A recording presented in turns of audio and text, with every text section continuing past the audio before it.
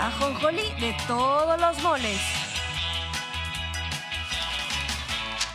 Y por cierto, el presidente habló de los excesos, ¿no? Cómo algunos funcionarios están ganando por encima de la Constitución, empezando por los propios ministros. Y vale la pena también nada más puntualizar a propósito de lo de la ministra Piña, que por ejemplo en Reforma dicen, es que el presidente López Obrador pone en riesgo a la ministra presidenta al criticar lo que realiza, sus decisiones. Pues no la pone en riesgo. Se trata de debatir, de eso es la democracia, de eso va, de argumentar, de contrastar. Algunos quisieran que López Obrador estuviera amordazado frente a los poderes fácticos y frente al Poder Judicial. Simplemente calladito, observando, viendo cómo los de siempre hacen las mismas prácticas, a tal grado que hasta Denise Dresser ya se amparó en contra de las mañaneras. También quiere que no la mencionen nunca más. Les encanta estar repartiendo, dando, calumniando, difamando, golpeando al presidente y a la 4T, pero cuando se trata de que hay una respuesta, ya me pusiste en riesgo. Sí. No es posible, es una acción de Estado perversa. No, por favor, aquí estamos ante una democracia abierta y qué bueno que se transparente, se conozca también quiénes son, cuánto ganan, por qué tienen estas reacciones tan virulentas frente a las posiciones del presidente López Obrador. Y sí, en el caso de Denise Dresser, pues ella dice, me estoy amparando porque me ha puesto también en riesgo a mí al criticarme López Obrador, pero ¿qué hay cuando Denise Dresser ha soltado tantas noticias falsas en las redes sociales? ¿Qué hay cuando ella se ha lanzado también con ofensas en contra de López Obrador? Es así, no podemos decir nada, ¿no? O sea, pero en el fondo es que eso quisieran, no sé cómo la veas, estimada Azul, eso quisieran, que el presidente estuviera callado, amordazado frente a estos grupos. Y lo han intentado de diversas maneras, y una de ellas es a través del INE y sus medidas cautelares de que ahora ya las mañaneras se tienen que prácticamente cerrar en algunas temporadas, y también incluso señalando medios de comunicación si destacan algo periodísticamente de las mañaneras, porque ¿cómo se va a destacar algo del presidente? Es interesante esto que planteas de Denise Dresser, creo que vale la pena detenernos un momento en eso, porque en su artículo de hoy en Reforma justo refiere el tema de su demandé a AMLO, se llama su artículo. Y una de las cosas que cuenta es lo que le responde una jueza con respecto a lo que es su amparo, ¿no? A lo que es su amparo, su demanda en contra del presidente. Ella dice que le tembló la mano a la juzgadora, pero creo que vale la pena destacar lo que le responde.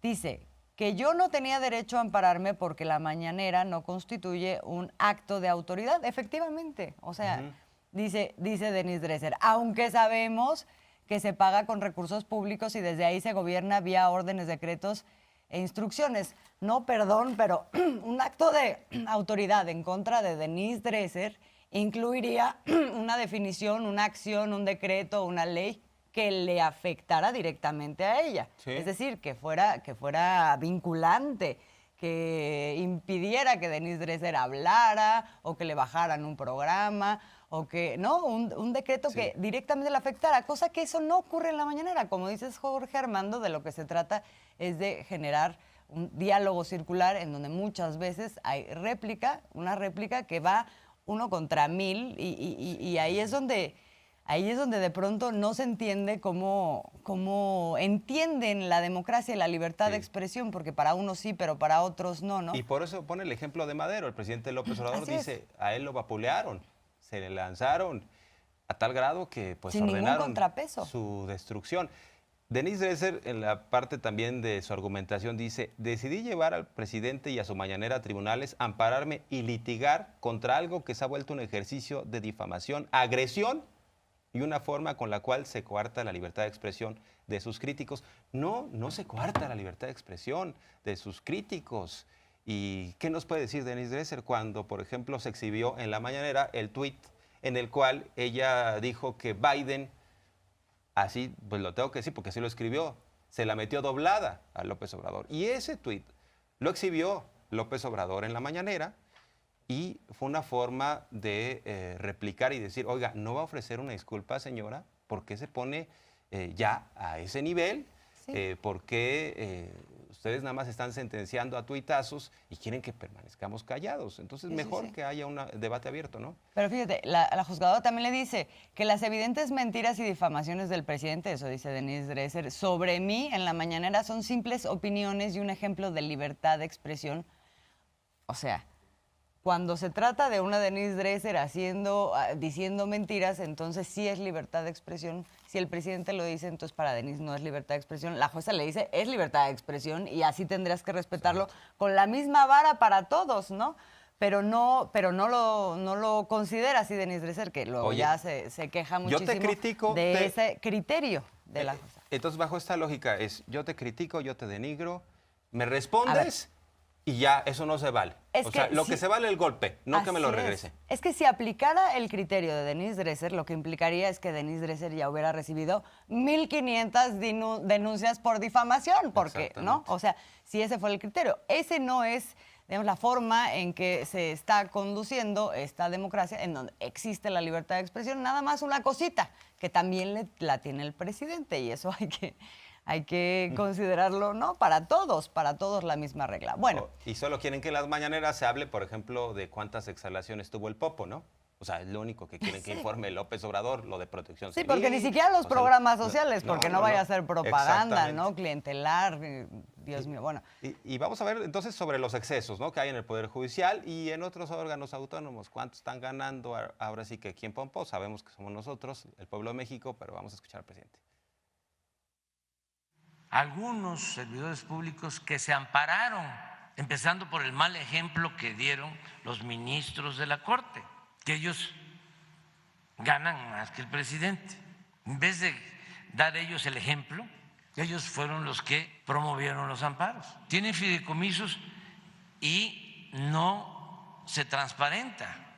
Ahí sí no hay el Instituto de la Transparencia, porque tienen fideicomisos. Igual que el INE. Ayer vi el encabezado de un artículo de Krause diciendo, los ministros de la Corte van a tener que tomar una decisión histórica con lo de la reforma electoral. Estaba para que el finado Monsiváis nos ayudara en Por mi madre bohemia. ¿Qué es la decisión histórica de la ley electoral? Bajar los sueldos elevadísimos de los altos funcionarios públicos del INE. Eso es el gran riesgo a la democracia o el atentado a la democracia. Consejero de la Judicatura Federal, sí, 286,000 pesos mensuales, ¿no? El ministro presidente del Tribunal Federal de Justicia, 141,000. Bueno, y ahí vemos, es que nos lo quitaron muy rápido, ¿no? En este inserto del presidente, pero aquí tenemos la lista de los varios que presentaron este día en la mañanera con sus salarios, ¿no? Bueno, ya decíamos el de la Suprema Corte de Justicia, 284,500, o sea, casi 300,000 pesos podría ganar un ministro de la Suprema Corte. La gobernadora del Banco de México, 248,500. Ya conocemos el del consejero presidente del INE, 240,500 también. La comisión de COFESE, el comisionado presidente de COFESE, 206,400 pesos, otro órgano autónomo esto de es lo los que ya te cae a tu cuenta porque estamos hablando de salarios netos, no brutos, ya después del pago de impuestos, ¿no? Lo que puedes disfrutar, además de que no vas a pagar nada porque tienen vales para gasolina, bueno, un séquito, ¿no? No gasta nada, la verdad, todo esto va para el cochinito, ¿no? Así es. Comisionado presidente del IFT, 197,700 pesos, comisionada presidenta del INAI, 151,300 pesos netos, presidenta del INEGI, 149,700. El fiscal general de la República, 146,600. Que también anda en la lista. Que también anda en esta lista. Que gana más del presidente. Que es magistrado presidente del Tribunal Federal de Justicia Administrativa, 141,100 pesos. Oye, y nada más rápido, hay que destacar que ahí en la lista hay unos que tienen un asterisco, que son los amparados. Hoy dice el presidente, los que no tienen asterisco no son amparados, pero siguen ganando lo mismo. O sea, ni siquiera se ampararon, no atravesaron este proceso, pero como que se colgaron de los otros y siguen ganando lo mismo, no les han quitado sus remuneraciones. Igualitas de altas, ¿no? Y bueno, pues también el presidente habló, es tema, ¿no? Estas posturas norteamericanas, tanto del exfiscal Barr como de algunos republicanos que siguen con la cantaleta de Estados Unidos debe intervenir en México con militares porque los narcotraficantes ponen en riesgo a los norteamericanos. Y bueno, pues hay una respuesta, incluso una nota informativa que le hace el canciller Marcelo Ebrard a López Obrador para entender quiénes son, de dónde proviene esto, que sin duda es politiquería, es una película que ya vimos una y otra vez en el marco de elecciones. Además, como en Estados Unidos también siempre hay elecciones, bueno, Trump ya está camino a la presidencia para el próximo año, o sea, ya está con la matraca igual, diciendo muchas mentiras. Ya los vimos en el poder, se cuadraron frente a López Obrador, que no nos vengan a vender otras historias de que supuestamente aquí López Obrador pues no hizo nada en contra de los narcos y ellos hicieron muchísimo, sí, como no, ¿no? Entonces, además, en un tema que muestra que, nuevamente, ¿no? Estados Unidos no es un monolito, como no lo es México, y allá también se cuecen estas habas de que ocurren procesos, ocurre, por ejemplo, un informe, que ahorita vamos a ver qué decía el informe, pero de todas maneras no les importa lo que diga el informe, salen a decir las mentiras y a defender con base en estas mentiras estos legisladores. Vamos a ver el comunicado, lo que informa Secretaría de Relaciones Exteriores sobre este tema de las propuestas de este representante Dan Crenshaw de Texas, que dice, introdujo en enero pasado una propuesta de legislación que busca autorizar el uso de las Fuerzas Armadas en contra de los responsables de traficar fentanilo o una sustancia relacionada. Más adelante dice, ¿me ayudan con el que sigue, por favor?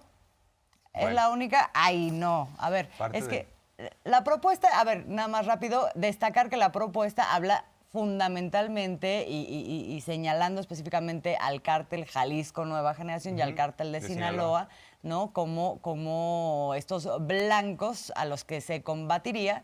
Y entonces, pues, de lo que se trata es fundamentalmente de invadir nuevamente la soberanía de México bajo el pretexto de que son grupos terroristas también. De que son grupos terroristas, ¿no? Y se está atacando al narcoterrorismo que impacta en Estados Unidos, ¿no? Ahora, de la autoridad actual de la administración de Biden, sí hay un informe del Departamento de Estado en donde dice que México coopera en contra del terrorismo y que no hay indicios de grupos terroristas que pudieran poner en riesgo a los norteamericanos. O sea, que eso no existe en este país.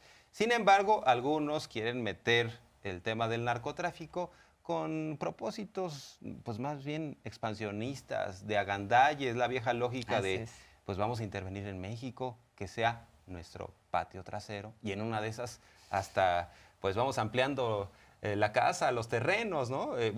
Ya nos cercenaron más de la mitad del territorio. O sea, ¿de dónde venimos? Por eso es importante leer la historia. Y a propósito, pues... pues justamente el presidente habló de eso. Oigan, este es el informe, esto es lo que dice de qué están hablando estos legisladores, ¿no? Vamos. Así es. El 27 de febrero, el Departamento de Estado de Estados Unidos publicó su informe sobre terrorismo 2021, donde revisa las acciones de cooperación con diversos países en esa materia. En el caso de México indica que la colaboración para desarticular el terrorismo fue sólida. El informe subraya que no existe evidencia de que grupos terroristas se hayan establecido en México o estén colaborando con carteles de drogas. Sin embargo, un legislador de Texas, Dan Crenshaw, este senador, pues son de los que están en contra de México. Lo paso al costo ahí a nuestros paisanos allá, que recuerden que el que no quiere a su patria no quiere a su madre, porque estos siempre están denostando a México para sacar raja electoral. Que no se olviden cosas de estos agravios, que cuando aparezca en la boleta, que aunque no conozcan al otro o a la otra candidata, digan está mejor el otro. Opten por el otro o por la otra. Y bueno, pues, ¿qué están diciendo del otro lado? ¿Quieren que nos chupemos el dedo? La verdad es que lo de Felipe Calderón está en desgracia y todavía tiene el cinismo, la desfachatez para señalar que él sí luchó en contra del crimen organizado, que él sí se bajó los pantalones, que él sí la chamarra militar le quedaba bastante bien y que fue un gran jefe de Estado, cuando sabemos que fue lo contrario. Entonces, Felipe Calderón se está echando porras porque los amigos se le fueron, corrieron, hasta Aznar empezó a cancelar eventos, porque en el caso de García Luna ha quedado condenado. García Luna, nada más veremos de cuánto es la sentencia. ¿Qué es lo que plantea Felipe Calderón? Que de acuerdo a este artículo de Wall Street Journal del exfiscal William Barr, y sí lo escribe este exfiscal, dice: la excepción fue el presidente Felipe Calderón, que quería ir por todas contra los cárteles, pero las prioridades estadounidenses estaban en otra parte en ese momento, ¿no? Es lo que escribió Barr, en este artículo de The Wall Street Journal. Imagínense nada más lo que se atrevió a escribir este exfiscal de Trump. Así es, y el presidente entonces da una respuesta, no solamente a William Barr, que sobre lo que ha expresado además es ridículo frente a lo que ha pasado ya con el juicio en contra de Genaro García Luna, el brazo derecho de Felipe Calderón. No solamente le responde a Barr, sino también a Felipe Calderón. El exprocurador del presidente Trump había hecho un artículo en el Wall Street Journal hablando de que, fíjense ustedes, que nosotros tolerábamos a los grupos del narcotráfico, que esgrimíamos la defensa de nuestra soberanía, que el único que se había enfrentado a los narcotraficantes había sido Felipe Calderón. Cuando en el sexenio del presidente Calderón, el secretario de Seguridad era el encargado de llevar a cabo los acuerdos con el narcotráfico. Y fue o está siendo juzgado en Estados Unidos. Por eso.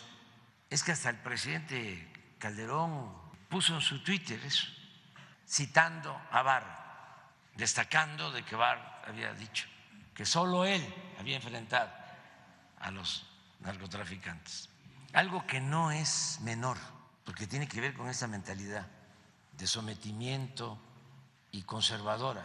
Pone en el influyente diario Wall Street Journal.